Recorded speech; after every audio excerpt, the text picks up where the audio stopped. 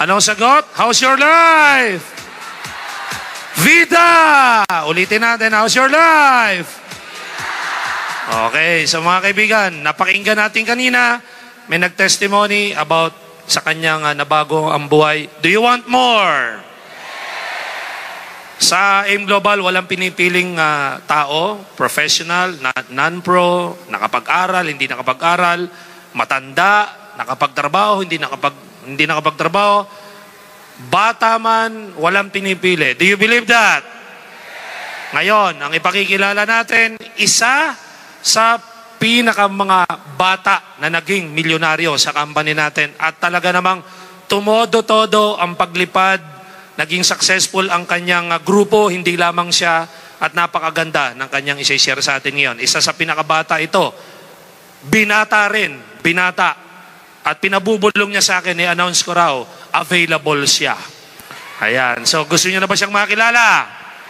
Gusto siyang makilala? Okay, panoorin natin to. Tuwag ka, ang kaya mo lang bilhin daw, mga ganang sasakyan, bahay, mga trip sa ibang bansa. Actually, ngayong araw, papatunayan namin sa inyo na ibang AIM Global. Dahil ngayong araw, meron isang bata, ang pangalan John V. San Juan, bubilang isang beach resort sa Palawan. Ang malupit dito, kung saan nag-shoot yung Survivor, ayun lang siya, katabi lang namin. You would not believe your eyes if 10 million fireflies lit up the world as I fell asleep. Nag-start kami sa AIM Global, dito kami nagkakaroon ng seminar, sa garahe lang. Nung tinuloy ko siya, after 9 months, lahat ng hirap ko, na napagod ko, binayaran ng AIM Global. Ako yung pinakabata na kaplan ng US, ng libre. At the age of 20, na-hit ko yung first million ko sa AIM Global. After 2 years, nagkaroon din akong 2 sasakyan. Dahil sa AIM Global, nagkaroon na rin akong sariling bahay lupa sa Tagaytay worth 8 million pesos. After 4 years, ngayon, may sarili namin building dito sa Palawan para sa mga nag-AIM Global. Dati-rate, yung magulang ko hindi naging proud sa akin kasi di pa ako graduate, so baksak pa yung mga grades ko. Dahil sa AIM Global, lahat na bago. Dahil last year, umakit ako stage, ako yung top 6 ng AIM Global. And ako yung nakakuha rin ng pangato sa pinamataas ng profit sharing. Simula ako sa AIM Global, ito pa yung brochure noon. Pangarap ko lang dati makasama sa mga nagkakotse dito, mga naging milyonaryo. Ginawa ko, pabalik pa lang sa office noon, nakipag-meet sa mga top earners, nakipag-meet sa mga may-ari. Kami ng advice, araw-araw, gabi-gabi, yun ang ginagawa namin. Naalala ko yung buhay ko dati. Totoo lang, napakalayo kung compare yan. Naging global ako, lahat ng gusto na ako na the same time pinamasak dito. Hawak ko yung oras ko, tapos kasama ang pamilya ko habang kumikita ako.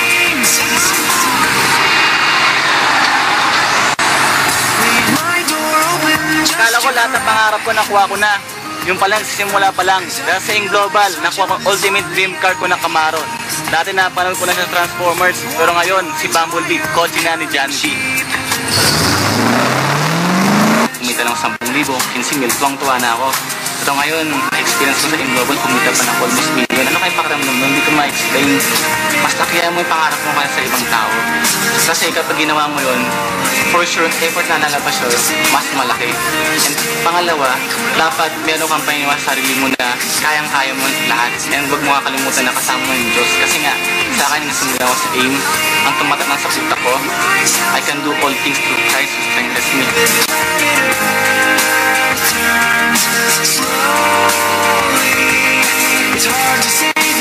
Guys, imagine mo, ito resulta lang ito ng 5 years na non-stop na trabaho ko. Pumunta na iba-ibang lugar, iba-ibang bansa. Pero kung isipin mo, sino ba naman ako para magkaroon ng ganun? Sa akong bata, sa akong undergraduate, first time ako mag-network. Ito lang isipin nyo, kung ako nga nagawa ko, ikaw kaya mo rin. Basta may pangarap ka, trabahoin mo lang sa AIM Global at ibigay sa'yo na. Because my dreams are bursting at the seams. Tumulang pawis ko. Tumutulong pawis ko. Pero may katin di ba doon? Oo.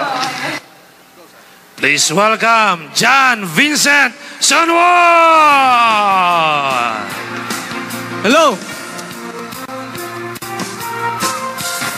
Good morning!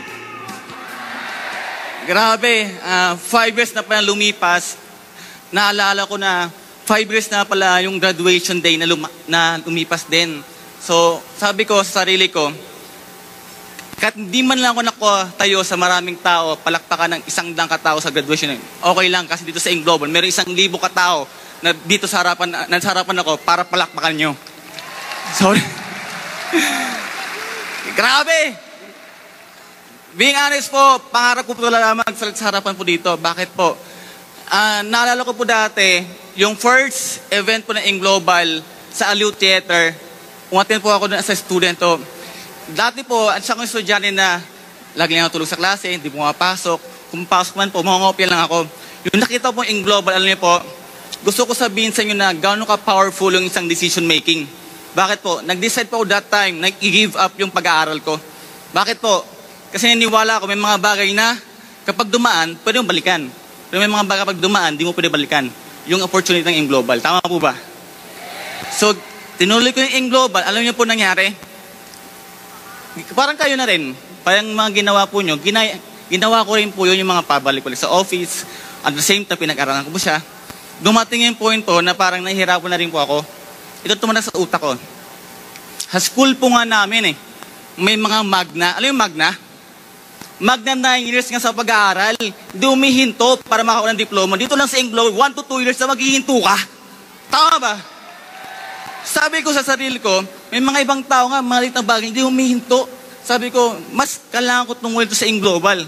So nangyari lahat yon na mga naisip ko na simula ko, tinuloy-tuloy ko lang At the same time po, kung ano yung plano ko doon, hindi po ako nagbago. Alam niyo nakakagulat po, bakit po? First time sa buong buhay ko po, yung magulang ko, naging proud sa bakit po? Dati yung magulang ko po, lagi akong inaaway, lagi po akong pinagsasabihan. Bakit po? Sa long klase, lagi po bagsak yung grades ko Po dahil po sa Global, alam niyo po, first time ko muna kay magulang ko na naging super proud sa akin. Bakit po? Dahil sa Global po, napangaralangan ako na maging Millionaires Club at naging top earner po dito. Sensya na, kinakabahan talaga ako. Okay lang po ba kayo? So, ano po gusto ko sabihin po dito? Guys, no matter of 5 years sa Palawan sa Palawan naging 40 na po ang naging milyoner sa grupo ko 40 na Ang masarap po dito nangyari, po dito, guys, sa networking ito lang gusto ko sabihin po sa inyo. Kapag nag-network ka, hindi ka nagko-convince ng tao. Kasi sinishare mo lang Pangalawa, hindi ka nangluloko ng tao. Kasi binabagong buhay ng tao. Tama ba? Pangatlo, hindi natin goal na para ubusin ang buong mundo. Ang goal natin, baguhin ang buhay ng mga tao sa buong mundo. Tama ba? Kung ganun ang mindset mo, hindi mo siya maramdaman as work. I'm proud to say po, ang Global hindi ko sa work. Ito po ang buhay ko. Bakit Ito po yung lifestyle na alam niyo na dating pinapangarap ko lang po dati na dumating yung point po last 6 months ago.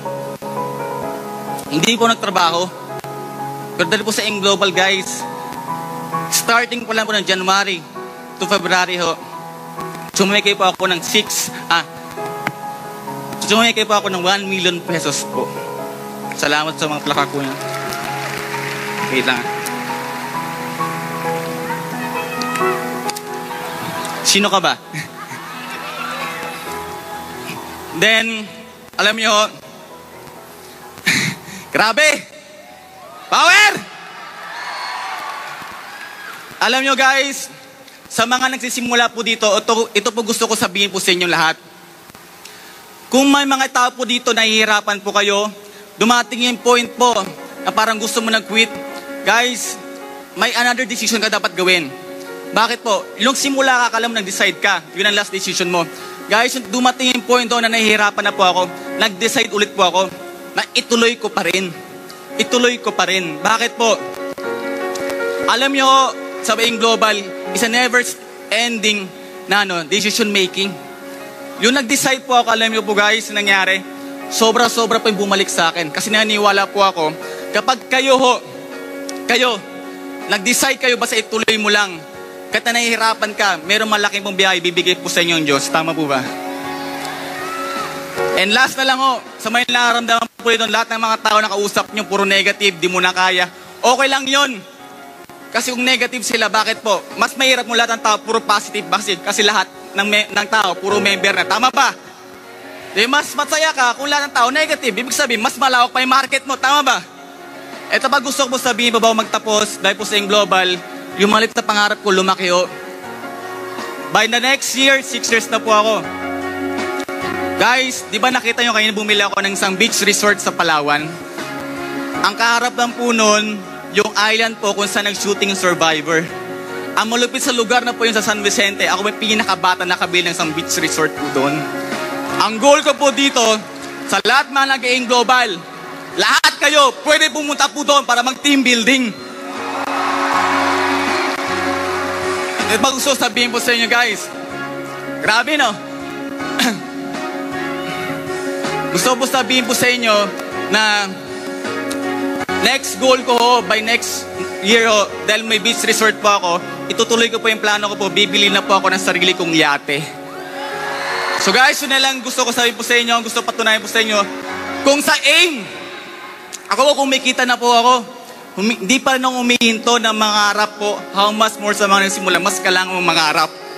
So guys, salamat po na maraming sa John V. San Juan, you're all welcome to AIM Global ho. Yes, palakpakan naman natin, Mr. John V. San Juan! Congrats. Ang hina naman ng palakpakan nyo, bibili ng yate, palakpakan nyo naman! Ayan. So, well, traditionally every year we do this. We call some distributors to give their testimony in front, to give you an inspiration also, so that you can set your goals probably the next time. Ikaw naman ang magsasalita dito sa harap. Gusto nyo ba yan? Kaya guys, just keep your stories and experiences because one day, when you're talking in front, lahat ng mga na-experience nyo, whether good or bad, lahat yan, ikukwento nyo dito. Kaya namnamin nyo lahat ng pinagdadaanan nyo ngayon. Ha? So, nakakatuwa because yung next speaker din natin, next share natin is another inspiration